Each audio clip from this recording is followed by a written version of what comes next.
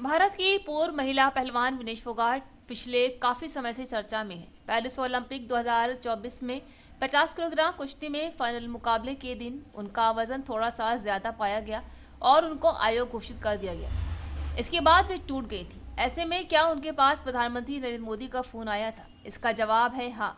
इसका खुलासा खुद विनेश फोगाट ने किया है। उन्होंने पीएम मोदी से बात नहीं की थी। इसके पीछे का कारण ये था कि वे चाहती थी कि जो भी बात प्रधानमंत्री से होगी उसकी रिकॉर्डिंग वे खुद भी करेंगी। इस शर्त को इंडियन ऑफिशियल्स ने नहीं माना तो उन्होंने बात करने से मना कर दिया। वहीं विनेश फोगाट ने एक इंटरव्यू में बताया है कि प्रधानमंत्री नरेंद्र मोदी का फोन आया था, मैंने मना कर दिया। मेरे पास डायरेक्ट फोन नहीं आया था, लेकिन जो वहां पर अपने इंडिया के ऑफिशियल्स थे उनके पास आया था। उन्होंने बोला है कि पीएम मोदी बात करना चाहते थे, लेकिन मैंने बोला ठीक है। और उन्होंने मेरे सामने शर्त रखी कि आपका कोई आदमी साथ नहीं रहेगा, हमारी टीम रहेगी, 2 लोग होंगे, एक वीडियो शूट करेगा और एक बात करवाएगा और वीडियो सोशल मीडिया पर जाएगा। आइए जानते हैं उन्होंने इसके बारे में आगे और क्या बताया है। देखिए, दोनों फाइट्स अलग अलग डिफाइन कर सकती हूँ मैं। अपने खुद के साथ में जो लड़ाई होती है उसको आप कंट्रोल कर सकते हो, उसका आउटकम आपके हाथ में होता है। आप जितनी मेहनत शिद्दत से काम करोगे उसका आउटकम आप निकाल सकते हो। जो सरकार से लड़ाई होती है उसका आउटकम आपके हाथ में नहीं होता है, वो सिर्फ एक लड़ाई तक ही सीमित रहता है। उसका रिजल्ट क्या निकलना एंड में हमें नहीं पता। तो ये एक डिफरेंट चीज़ है। ऑन द मैट हम एज ए एथलीट होने के नाते इतने सालों तक जो हमने किया है तो वो हम अच्छे से उसको डील कर सकते हैं।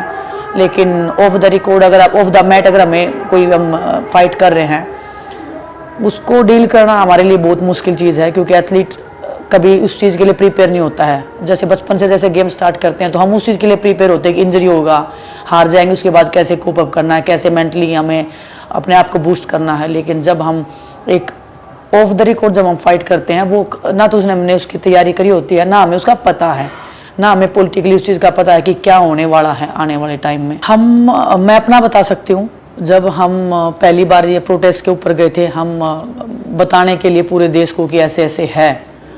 हमारी एक्सपेक्टेशन ये थी कि शायद 2 घंटे में प्रधानमंत्री जी या गृह मंत्री जी जो भी हमारे देश के मौजूदा लोग हैं वो हमें बुला लेंगे और पूछेंगे कि एक्चुअल में क्या बात है।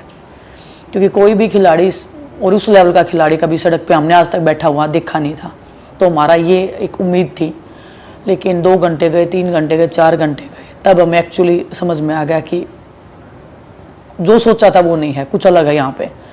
और वहाँ से एक्चुअली एक पॉलिटिकली लड़ाई स्टार्ट हो गई थी, जो हमें समझ में लेट में आया, काफ़ी लेट में आया कि हम पॉलिटिक्स की उस दलदल में घुस गए हैं जहाँ पे वोट बैंक से ऊपर कोई मायने नहीं रखता है। कि पॉलिटिक्स से बड़ा होना चाहिए खिलाड़ी, जवान और किसान।